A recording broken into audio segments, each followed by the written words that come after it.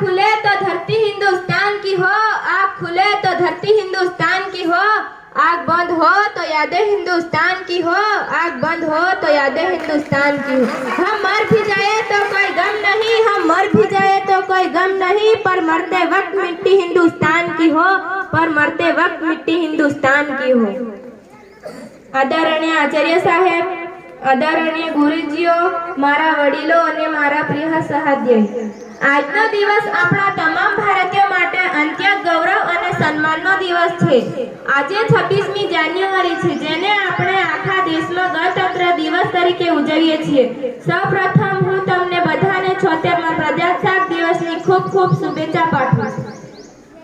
26મી જાન્યુઆરી 1950ના રોજ આપણું બંધારણ અમલમાં આવ્યું અને ભારત એક સાર્વભૌમ બિનપ્રસાદીય લોકશાહી પ્રજાસત્તાક બન્યું। આ દિવસે આપણા માટે માત્ર ઐતિહાસિક નથી, પરંતુ તે આપણા મહાન સ્વાતંત્ર્ય સેનાનીઓના બલિદાન અને આપણા દેશની નિર્માણમાં યોગદાનને યાદ કરવાનો દિવસ છે। તેમજ તે વિશ્વનું સૌથી મોટું લેખિત બંધારણ તેમજ સુગમતા અને કઠોરતાનું અદ્ભુત ઉદાહરણ છે, જેને સંતુલન પણ દર્શાવે છે।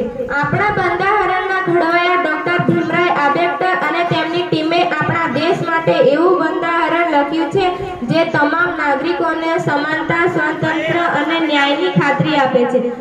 આ બંધારણ આપણને આપણા અધિકારો અને ફરજો વિશે માહિતી આપે છે।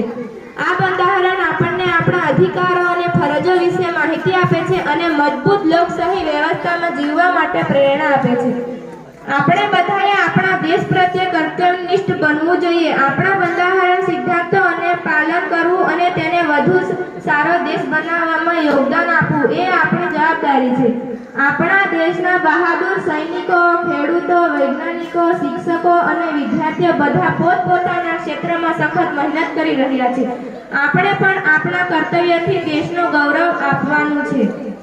આજે જ્યારે આપણે અહીં ઊભા છીએ અને તિરંગાના મહિમા માથું નમાવીએ છીએ, ત્યારે આપણે એ ન ભૂલવું જોઈએ કે આ તિરંગો માત્ર કાપડનો ટુકડો નથી, તે આપણા બહાદુર સૈનિકોના બલિદાન, આપણી સંસ્કૃતિ, વિવિધતા અને આપણા દેશની એકતાનું પ્રતીક છે।